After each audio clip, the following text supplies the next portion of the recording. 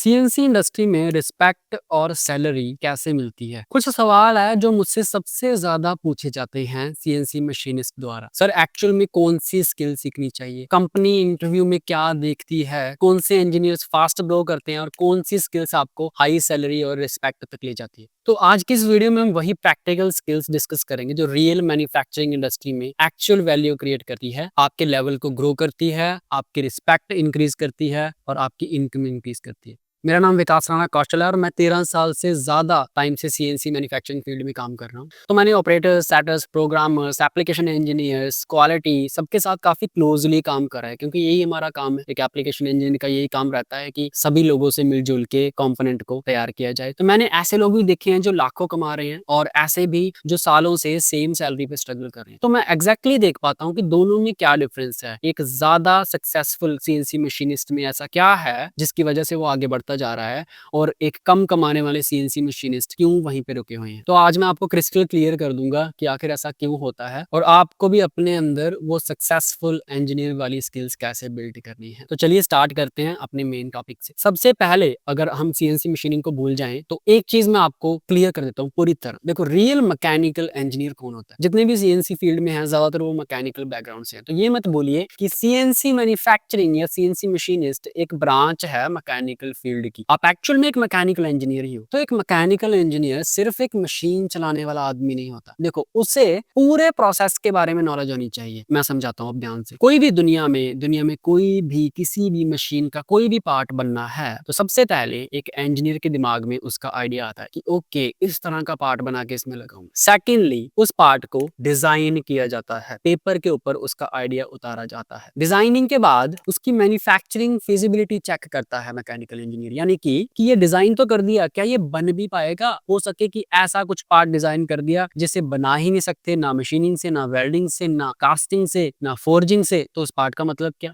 तो machining feasibility check होती है, उसके बाद उसकी मशीनिंग स्टार्ट होती है या फिर उस पर कोई भी प्रोसेस होना स्टार्ट होता है, यानी कि प्रोडक्शन शुरू हो जाती है उस कंपोनेंट की। और प्रोडक्शन के बाद उसे इंस्पेक्ट किया जाता है कि जो मैंने प्रोसेस सारे इस कंपोनेंट पे किए, उसके बाद ये कंपोनेंट उस डायमेंशन में बना है जैसे मैंने डिजाइन करा था। देन उस कंपोनेंट की असेंबली होती है और असेंबली के बाद फाइनल प्रोडक्ट मार्केट में उतारा जाता है। और यही खत्म नहीं होता, बाद में मार्केट से आने वाले रिव्यू या फिर ट्रबल्स को शूट करना होता है और कस्टमर की सपोर्ट करनी होती है। So this all processes is the work of A mechanical engineer. लेकिन जब कोई mechanical engineer CNC field join करता है ना, तो वो अपने आप को ना लिमिट कर लेता है, जिसकी वजह से उसकी ग्रोथ रुक जाती है। कैसे लिमिट करता है? वो सिर्फ सीएनसी मशीन चलाने तक सीमित रह जाते हैं। एग्जाम्पल, मशीनिंग करने के पहले ये कंपोनेंट क्यों डिजाइन किया गया था, डिजाइन करते टाइम क्या क्या दिक्कतें आई, क्या इससे पहले भी इस पे कोई प्रोसेस हुआ है, उसके बारे में किसी भी सीएनसी मशीनिस्ट को कुछ नहीं पड़ी होती। डिजाइन का लॉजिक क्या था, असेंबली कहाँ होनी है इस पार्ट की मशीनिंग के बाद, उसके बारे में उनको नॉलेज लेने का कोई इंटरेस्ट नहीं है। कस्टमर की रिक्वायरमेंट क्या है, कस्टमर की कौन सी मशीन में ये पार्ट जाके लगेगा, इस पार्ट की कितनी इंपॉर्टेंस है, ये सारी चीजें सीखना हम छोड़ देते हैं जब हम सिर्फ प्रोडक्शन तक सीमित रह जाते हैं कि हमें पार्ट प्रोड्यूस करने हैं, हमें इतने नंबर्स प्रोड्यूस करने हैं। और सबसे बड़ी जड़ यही है जो डिफरेंस क्रिएट करती है एक सक्सेसफुल सीएनसी मशीनिस्ट में और एक बेसिक सीएनसी मशीनिस्ट में। क्योंकि जो सक्सेसफुल सीएनसी मशीनिस्ट होता है ना, चाहे उसका काम सिर्फ मशीनिंग करना है, लेकिन वो इन एंड आउट सब कुछ जानता है। कहाँ से ये पार्ट शुरू हुआ था, रॉ मटेरियल के आने तक से लेके फाइनल प्रोडक्ट कस्टमर तक डेवलप होने तक, उसे हर चीज की नॉलेज होती है कि इस पे क्या क्या होने वाला है। And this is the major difference जो मैंने देखा है कंपनीज में, जो एक अच्छे सैलरी लेने वाले एम्प्लॉय और एक नॉर्मल या फिर अंडरपेड एम्प्लॉयज में होती है। अब सारे प्रोसेसेस को समझने के लिए आपके अंदर होनी चाहिए कुछ स्किल्स, और वो स्किल्स मैं आपको अब वन बाय वन बताऊंगा। तो सबसे पहली जो स्किल आपके अंदर होनी चाहिए अगर आप अंडरपेड नहीं रहना चाहते, कैड एंड डिजाइनिंग स्किल। हर मैन्युफैक्चरिंग ड्राइंग से स्टार्ट होती है, किसी तरह की भी मैन्युफैक्चरिंग। तो आपको 2D सॉफ्टवेयर आने चाहिए, आपको 3D सॉफ्टवेयर आने चाहिए। 2D में आप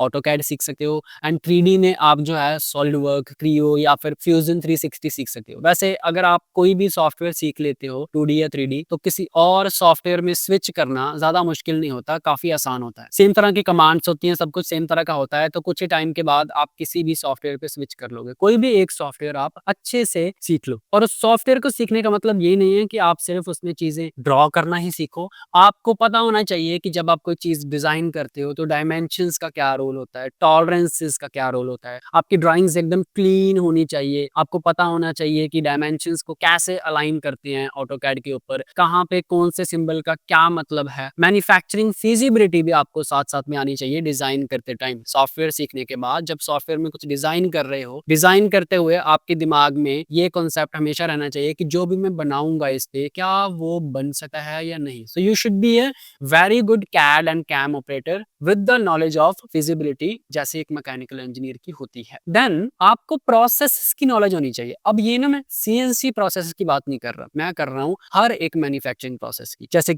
कि casting, forging, welding, injection moulding, heat treatment, die casting, ये सारी चीजें आप करने नहीं वाले, ना हो सकता है फ्यूचर में कभी करोगे, क्योंकि आप एक सीएनसी मशीनिस्ट हो, आपका काम सिर्फ मशीन करना है ड्राइंग को देके। बट हो सकता है कि उस सीएनसी मशीनिंग पे जो कोई कंपोनेंट बन रहा है वो पहले किसी प्रोसेस से गुजर के आया हो, यानी कि कास्टिंग से आया है। अब आपने देखा कि आपके टूल ब्रेक हो रहे हैं वहां पे बार बार, बाद में पता चला कि वो टूल ब्रेक आपकी प्रोग्रामिंग की वजह से नहीं हो रहे या फिर आपके टूल की वजह से नहीं हो रहे, वो इस वजह से हो रहे हैं क्योंकि कास्टिंग में मटेरियल ज्यादा आ रहा है। तो ये कास्टिंग वाले को कैसे समझाओगे अगर आपको कास्टिंग की नॉलेज ही नहीं है। आपकी मशीनिंग के बाद उस पर कुछ वेल्डिंग होनी है और पता चले कि वेल्डिंग में दिक्कत आनी शुरू हो गई, वेल्डर आपको आके कह रहा है आपका प्रोडक्ट ना सही नहीं बना है, आप एक बार देखो मशीनिंग सही नहीं हो रही, यहाँ पे वेल्डिंग भरने के लिए जगह नहीं बची। तो अगर आपको वेल्डिंग एंड मशीनिंग दोनों की नॉलेज है तब आप आइडेंटिफाई कर पाओगे कि ये मेरी प्रॉब्लम नहीं आपकी प्रॉब्लम, या ये आपकी नहीं मेरी ही है, मैं इसको ठीक कर। तो हर एक प्रोसेस की आपको नॉलेज होनी चाहिए कि उस प्रोसेस में क्या होता है कंपोनेंट के ऊपर। This is very very important. तीसरा होगा instrumentation and electronics. This is very very important और ये 90% सीएनसी मशीनिस्ट को नहीं आती चीज, और ना ही वो सीखना चाहते, वो सीखना ही नहीं चाहते। उल्टा अगर उनको कोई सिखा भी रहा है ना तो वो सीधे बोल देते हैं सर ये मेरा काम नहीं है यार, मुझे ये सिखाओ कि प्रोग्रामिंग कैसे सीख। What is this instrumentation and electronics? आपको पता होना चाहिए सेंसर्स कैसे काम करते हैं, सर्वो मोटर्स कैसे काम करती है, पीएलसी के बेसिक्स आने चाहिए, लिमिट स्विचेस कैसे काम करते हैं, यानी कि इलेक्ट्रॉनिक इक्विपमेंट्स कैसे काम करते हैं। देखो मॉडर्न सीएनसी मशीन्स जो है ना वो इलेक्ट्रॉनिक्स से लदी हुई है पूरी, हर एक डोर, हर एक स्पिंडल, हर एक कोने में कोई ना कोई सेंसर लगा हुआ है उस मशीन के बिहेवियर को कंट्रोल करने के लिए। आपने कुछ प्रोग्राम बना दिया उस पे, प्रोग्राम बनाने के बाद पता चला आपको अलार्म्स आने शुरू हो गए, और कभी कभी इतने बेसिक अलार्म्स होते हैं कि सामने सेंसर लगा हुआ है उस पे थोड़ा सा कपड़ा मार दो मशीन शुरू हो जाती है, लेकिन उस बेसिक अलार्म की वजह से एक एक हफ्ता मशीन रोक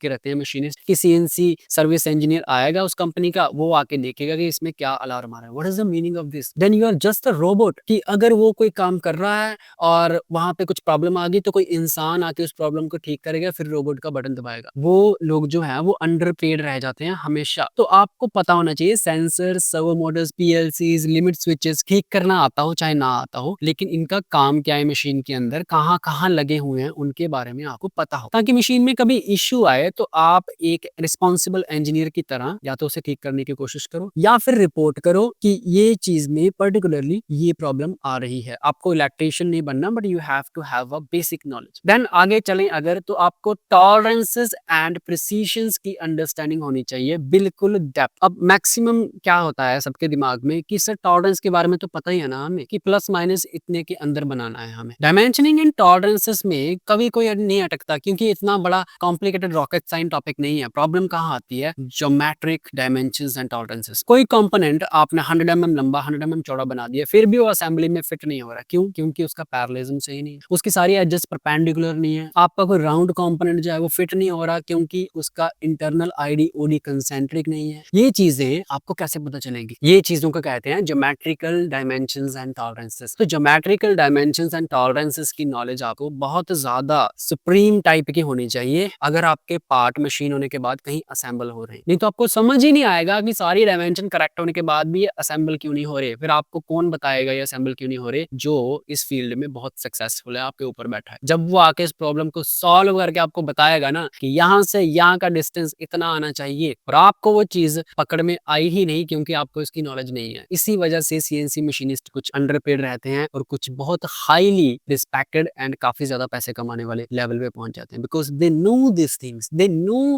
वेरी डीपली कि वो जो कर रहे हैं वो कहाँ जाने वाला है, उसमें क्या प्रॉब्लम आ सकती है।